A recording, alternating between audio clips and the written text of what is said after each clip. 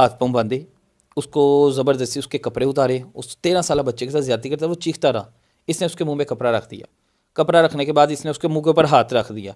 उसने ये भी कहा मैं बता दूंगा। अब इसको ये डर था कि उसने बता देना है, इसने उसका सांस दबा दिया। उस बच्चे की गर्दन कहीं पे पड़ी हुई थी और बच्चे के मुंह पर कुछ भी नहीं था, यानी बच्चे का गोश्त खा लिया हुआ था, मुंह का जो हिस्सा था, कान उतरे हुए थे, आंखें निकली हुई थी, उसका एक बाजू खाया हुआ था और उसकी जो डेड बॉडी थी ना ऐसे दूर दूर पड़े हुए थे उसके हिस्से। यकीन माने जब मैं उसकी वालिदा के पास गया हूँ ना, उसकी वालिदा ने कहा मैंने अपने बेटे का मुंह नहीं देखा बेटा। मेरी आंखों में वहीं पे आंसू आ गए जब उसने ये अल्फाज बोले ना कि मैं अपनी बेटे का मुंह नहीं देख सकी। मेरे बेटे के मुंह की वो हालत हुई थी, जानवरों ने चीर फाड़ दिया था। ऐसा हैवान है, ऐसा दरिंदा है। कब से ये कर रहे हो, यानी बच्चों वगैरह पे तुम्हारी कब से नज़र है? उसने कहा बच्चों वगैरह पे मेरी नज़र कब से हुई है, जब से मैं गंदी वीडियोस देखना शुरू की। यानी मैंने पूछा कि तुम कैसी बेहुदा बातें करो, कौन सी तुम वीडियोस गंदी देखते थे? कहता था कि जो लड़के लड़कियों के साथ जना करती हैं, लड़कियां लड़कियों के साथ जना करती हैं, मैं वैसी वीडियोस देखता हूँ, तो उसकी वजह से मेरा ज़हन ख़राब हो गया। बिस्मिल्लाहिर्रहमानिर्रहीम। मैं हूँ हारिस भट्टी। फूलनगर के इलाके में 13 साल के बच्चे को जिनसी ज़्यादती का निशाना बनाया जाता है। आए रोज़ ऐसे ऐसे वाक़यात आपको सुनने को मिलते हैं कि बच्चों को जिनसी ज़्यादती का निशाना बनाया जा रहा है, लेकिन इन वाक़यात का मुसलसल आए रोज़ परवान चढ़ना मैं समझता हूँ कि हमारी सोसाइटी के लिए एक लम्हा फ़िक्री है। ये इस वाक़े में मुलजिम ने जो इंकशाफात किए हैं, तलहा नवीद साहब उस मुलजिम का इंटरव्यू करके आए और उसकी बातें ऐसी थी कि जिसे सुनकर एक हम हैरान हो जाते हैं कि ये तो वो लोग हैं जो औरत मार्च करती हैं, ख़वातीन, ये तो वो लोग हैं जो हम जिन्स परस्ती को प्रमोट करते हैं। उसकी बातें क्या थी, इनकी ज़बानी जानते हैं। अस्सलाम वालेकुम। वालेकुम सलाम।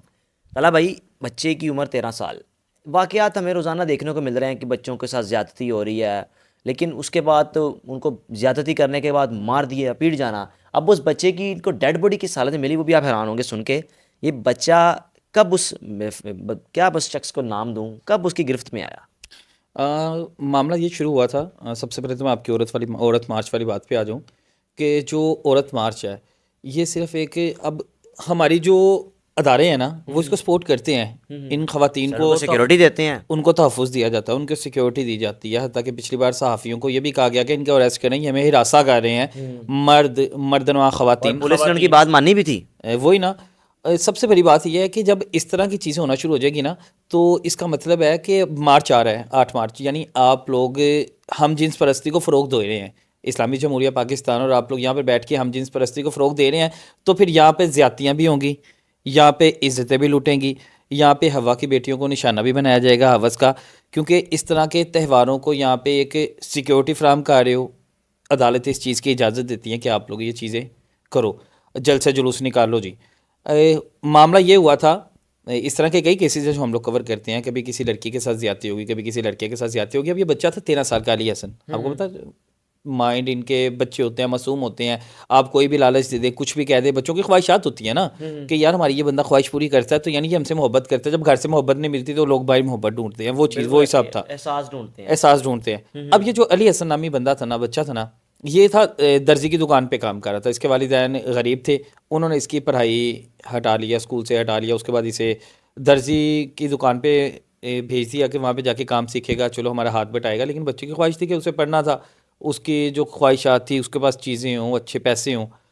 अब ये रोज़ाना आता जाता था। रास्ते में ये जो शख्स था ना, दरिंदा, मैं इसका नाम भी नहीं लेना चाहता, जानवर ही कहूँगा इसे, ये हैवान इसकी बेकरी पे ये काम करता था। अच्छा।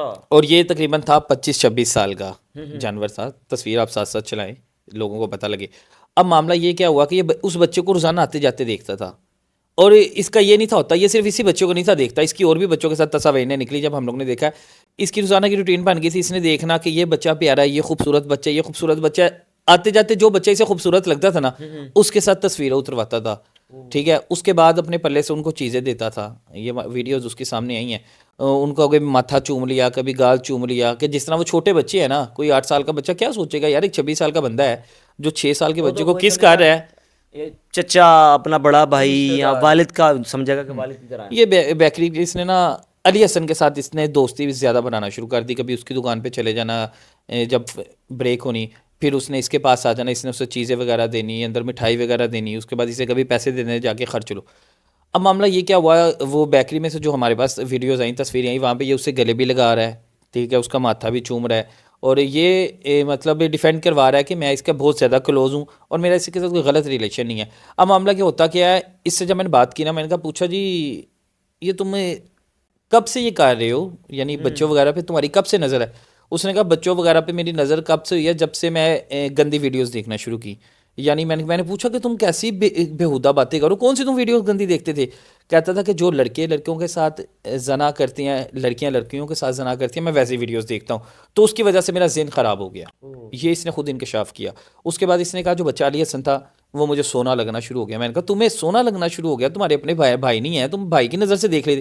कहता मैंने उस नज़र से नहीं देखा, मैंने दूसरी नज़र से देखा। जो वीडियोस में देखता मुझे सोना लगना शुरू हो गया। मैंने अपना माइंड बना लिया कि इस बच्चे को मैंने किसी ना किसी तरह अपने काबू में करना। फिर उसके लिए मैंने इसे चीज़ें दी। ये तो हम जिन्स परस्ती की एक जिंदा मिसाल है। इसको जिसका बाइकआउट, जिसके हवाले से आवाज़ उठाते हैं, ये तो मिसालें मिलना शुरू हो गई हैं कि ये चीज़ें एक्टिव भी हो गई हैं। हाँ हाँ हो गया। अब वो क्या हुआ, मैंने जब उससे पूछा ना, उसने साफ साफ बताया। उसने कहा कि मैं मूवीज़ देखता था, मेरा इस पर दिल आ गया, फिर मैंने इसे बहाने से ना फ्लैट पे लेके जाना शुरू कर दिया। वहाँ जाके इसे मैं अपना सेलफोन दे देता था, ये मोबाइल पे वीडियोस देखता रहता था। उसके बाद मैं इसके साथ खेलता रहता था। एक दिन मैंने वीडियो देखी तो मेरा बहुत दिल किया कि मैं इसको ना किसी तरह अब अपनी हवस पूरी करूँ किसी तरह। मैंने उससे पूछा, मैंने कहा ये तुम पहली बार तो नहीं खा रहे, इससे पहले तुम कैसे हवस अपनी पूरी करते थे? फिर इसने बताया कि मैंने जो फ्लैट लिया वहाँ पे लड़कियाँ बुला लेते थे, लेकिन वो लड़कियों से हमें वो लज्जत नहीं थी आती जो मुझे लगा। कि मैं लड़कियों की वीडियो देखता था, मैंने सोचा कि मैं ये भी देख लूँ कि लड़कों से लज्जत कैसी होती है। इसने फ्लैट पे उस लड़के को बुलाया, उसके हाथ पाँव बांधे, उसको ज़बरदस्ती उसके कपड़े उतारे, उस 13 साल बच्चे के साथ ज़्यादती करता, वो चीखता रहा। इसने उसके मुंह में कपड़ा रख दिया। कपड़ा रखने के बाद इसने उसके मुंह के ऊपर हाथ रख दिया। उसने ये भी कहा मैं बता दूंगा। अब इसको ये डर था कि उसने बता देना है। इसने उसका सांस दबा दिया।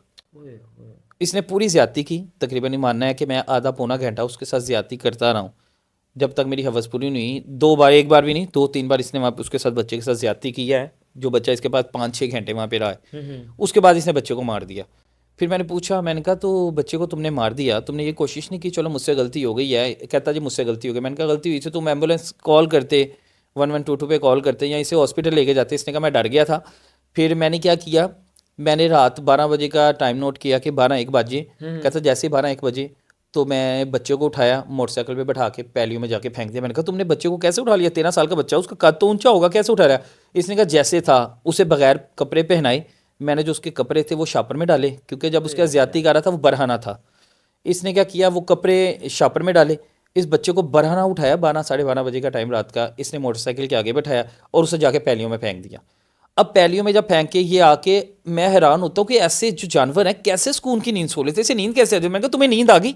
कहता उसके उस रात मुझे नींद नहीं आई, लेकिन उसके बाद मुझे नींद आना शुरू हो गई, मैं उसके बाद आराम से सो गया। मैंने कहा तुम कैसे सो गए?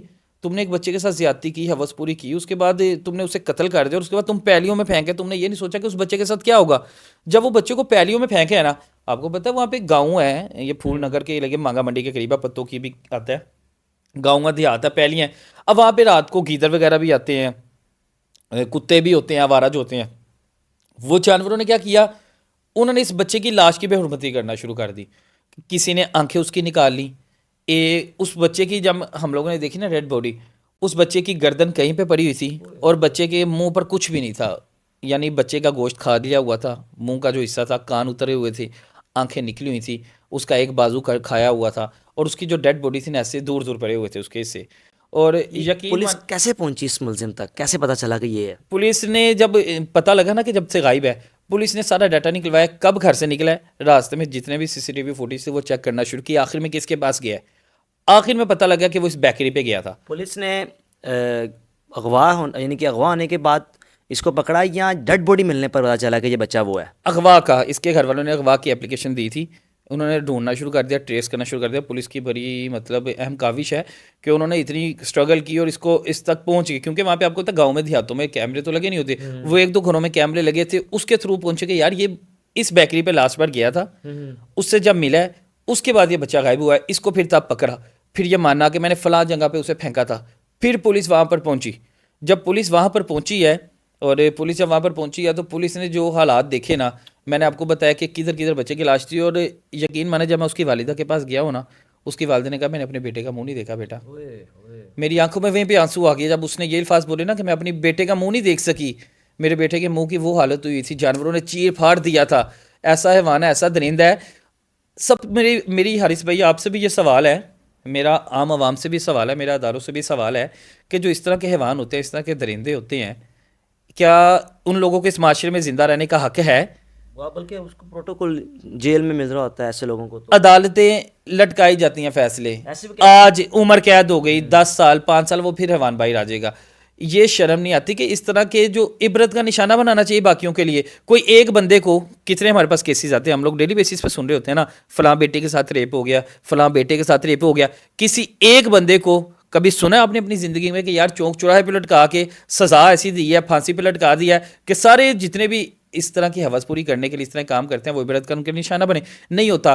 पुलिस पकड़ लेती है, पुलिस इतनी स्ट्रगल अगर करती है, अगर वो पकड़ लेती है तो अदालतें फैसला ही नहीं सुनाती। जमानतें तो मिल इस तरह लटके जाते हैं केस, लटके जाते हैं, कोई इंसाफ नहीं है। मैं कहता हूँ कि अगर ये कोई बच्चा किसी MNA का होता, ये कोई बच्चा किसी वजीर का होता, यही कोई बच्चा, मैं आपको कहता हूँ सिर्फ पाकिस्तान नेशनैलिटी उसके पास ना होती और किसी मुल्क की नेशनैलिटी होती, मैं देखता हूँ बंदा कैसे टंगा जाता। इस बंदे को वो दूसरे मुल्क लेके भी जाते, सजा दिलवाते। सजा दिलवाते। ये हालात हैं। लेकिन एक गरीब जो वालिद है, वो गरीब है ना, वो रो रही है, वो कह रही है कि मैं, यकीन माने दिल पे हाथ रख के कहती हूँ ना, पुलिस ने जो करना था पुलिस ने कर लिया, पुलिस ने अपनी काविश पूरी की, लेकिन इस बंदे को सजा नहीं होगी। वो उसकी वालिदा रो रो के कह रही है कि मुझे पता 5 साल बाद बाहर आ जाएगा, 2 साल बाद बाहर आ जाएगा। कहती इसको सजा दे रहे थे, मुझे तसल्ली तो हो जाती तो कि मेरे बेटा वहां पे कैसे चीखो पुकार करता रहा होगा। जब ये ज्यादती का निशाना 5 घंटे उसे बनाता रहा है, वो बच्चा कैसे चीखता होगा, बच्चा कैसे रोता होगा कि भाई मुझे छोड़ दो, तुम्हें तो मैंने दोस्त बनाया हुआ था। इससे खुद पूछा मैंने, कहा कि वो बच्चा चीखा था, कहता वो मुझे कह रहा था मुझे एक बार छोड़ दो। कहता फिर मैंने कहा फिर तुमने छोड़ा? कहता नहीं, तब मुझ पे शैतान सवार था। मैं कहा तुम पे शैतान सवार नहीं था, तुम खुद शैतान थे। तो आखिर में बात यही है कि अदालतें ऐसे लोगों को अगर सजाएं नहीं सुनाएंगी तो इस तरह के केसेस बढ़ते जाएंगे। और औरत मार्च जैसे अब आप जो जलसे हैं, जुलूस हैं, उनको सिक्योरिटी देंगे तो फिर ये ऐसे फाशी पे वाक़यात जाए। बिल्कुल बिल्कुल सही है जी। आखिर में भी यही कहना चाहूँगा कि वालिदैन इस माशरे में रहते हुए अपने बच्चों की हिफाजत खुद करें, क्योंकि आपके मोहल्लों में इर्द गिर्द भेड़िए नुमा शख्स घूम रहे हैं जो आपके बच्चों को, आपकी बच्चियों को निशाना बनाना चाहते हैं ज़्यादती का। तो खुदा के लिए अपने बच्चों की हिफाजत खुद करें, अपने बच्चों की एक्टिविटीज़ पर नज़र रखें, किसके साथ आ रहे हैं, किसके साथ जा रहे हैं, ताकि आपका भी फूल जैसा बच्चा ऐसे हैवानों से बच सके। अपने मेज़बान को इजाज़त दीजिए। अल्लाह हाफ़िज़।